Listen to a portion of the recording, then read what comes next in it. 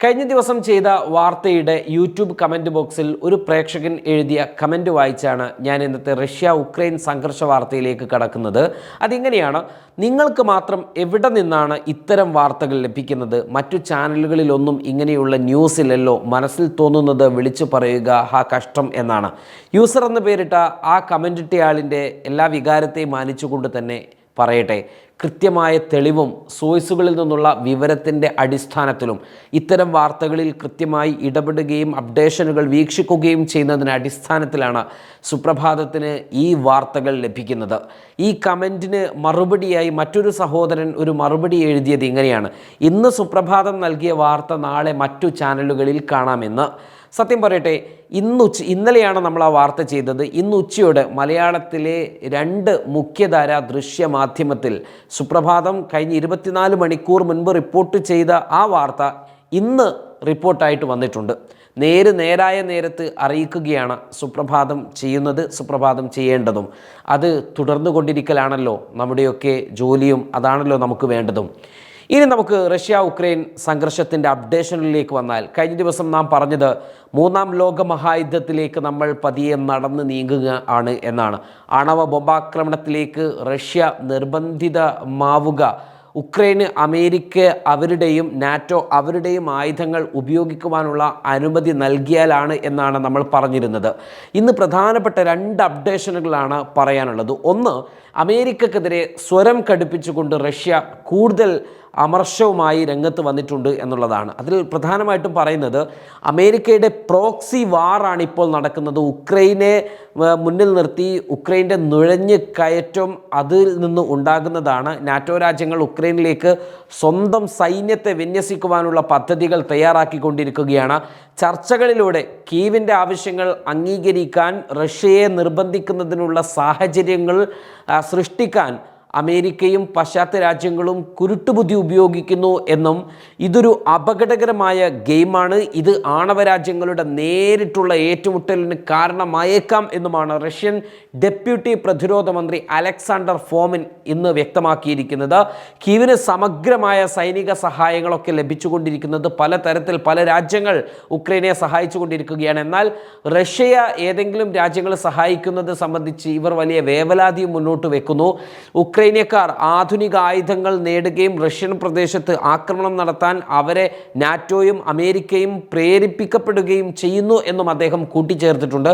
ഉക്രൈനിലേക്ക് പാശ്ചാത്യ സൈനികരെ അയക്കുന്നതിനുള്ള സാധ്യത ഈ വർഷം ആദ്യം ഫ്രഞ്ച് പ്രസിഡന്റ് ഇമ്മാനുവൽ മാക്രോൺ ഉന്നയിച്ചിരുന്നു. എന്നാൽ മറ്റു പല നാറ്റോ രാജ്യങ്ങളും പിന്നീട് അത്തരം നിലപാടുകളിൽ നിന്ന് പിന്നോക്കം പോവുകയായിരുന്നു. ഉക്രൈനെ സപ്പോർട്ട് ചെയ്തുകൊണ്ട് അമേരിക്കൻ നേതൃത്വത്തിലുള്ള സൈനിക സംഘം എത്രത്തോളം മുന്നോട്ട് പോകുമെന്ന് മോസ്കോക്ക് അറിയാമെന്നും നമുക്ക് കാത്തിരുന്ന് കാണാമെന്നും പറഞ്ഞാണ് അദ്ദേഹം തൻ്റെ വാക്കുകൾ അവസാനിപ്പിക്കുന്നത്.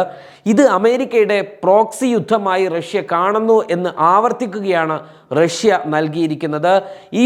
റഷ്യയുടെ ഈ ഒരു സന്ദേശം ചെറുതല്ല, ഇതങ്ങനെ തള്ളിക്കളയേണ്ട കാര്യവുമല്ല. അതിനിടെ രണ്ടാമത്തെ സംഭവം എന്ന് പറയുന്നത് മറ്റൊരു വലിയ സംഭവം കൂടി റഷ്യയിൽ നടന്നിരിക്കുകയാണ്. റഷ്യയിൽ ചാരവൃത്തിയിൽ ഏർപ്പെട്ടതായി അവകാശപ്പെട്ട് 6 ബ്രിട്ടീഷ് നയതന്ത്ര ഉദ്യോഗസ്ഥരെ റഷ്യ പുറത്താക്കിയിരിക്കുകയാണ് എന്നത് ബ്രിട്ടനെ ഞെട്ടിച്ചിട്ടുണ്ട്. അവരുടെ നയതന്ത്ര അംഗത്വവും ബ്രിട്ടനോട് പോലും കൂടിയാലോചിക്കാതെ റഷ്യ റദ്ദാക്കുകയും ചെയ്തത് ബ്രിട്ടനെ അമ്പരപ്പിച്ചിരിക്കുകയാണ്. റഷ്യക്കെതിരെ ആഗോള പിരിമുറുക്കം വർദ്ധിപ്പിക്കുന്നതിലും റഷ്യയുടെ സ്ഥിരതയെ ദുർബലപ്പെടുത്തുന്നതിനും ബ്രിട്ടൻ സജീവമായി ഇടപെടുന്നതായി ഫെഡറൽ സെക്യൂരിറ്റി സർവീസ് ആരോപിച്ചതിന് പിന്നാലെയാണ് പൊടുന്നനെയുള്ളൊരു പുറത്താക്കൽ നടന്നിരിക്കുന്നത്. അന്താരാഷ്ട്ര സൈനിക രാഷ്ട്രീയ സാഹചര്യം വർദ്ധിപ്പിക്കുന്നതിന് ലണ്ടൻ്റെ ഏകോപനം സ്ഥിരീകരിക്കുന്ന രേഖകൾ ലഭിച്ചതായി FCB വെള്ളിയാഴ്ച ഒരു പ്രസ്താവനയിലൂടെ വ്യക്തമാക്കി രംഗത്ത് വന്നു എന്നതാണ് രണ്ടാമത്തെ അപ്ഡേഷൻ.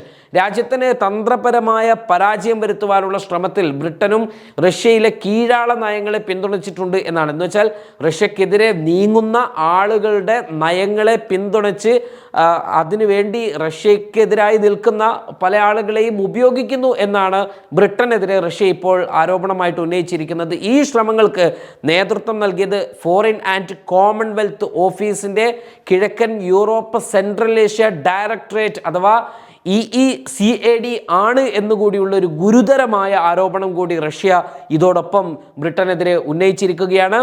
FCB പറയുന്നതനുസരിച്ച് ഉക്രൈൻ സംഘർഷത്തിൻ്റെ തുടക്കത്തിന് ശേഷം മോസ്കോക്കെതിരെ പ്രവർത്തിക്കുന്ന ഒരു പ്രത്യേക ഗ്രൂപ്പായി ഇവർ രൂപാന്തരപ്പെട്ടിട്ടുണ്ട്. അതായത് ഓഫീസിൻ്റെ ആഭിമുഖ്യത്തിൽ പ്രവർത്തിക്കുന്ന ബ്രിട്ടീഷ് നയതന്ത്രജ്ഞരുടെ പ്രവർത്തനങ്ങൾ സുരക്ഷാ ഭീഷണിയായി റഷ്യ കണക്കാക്കുന്നു.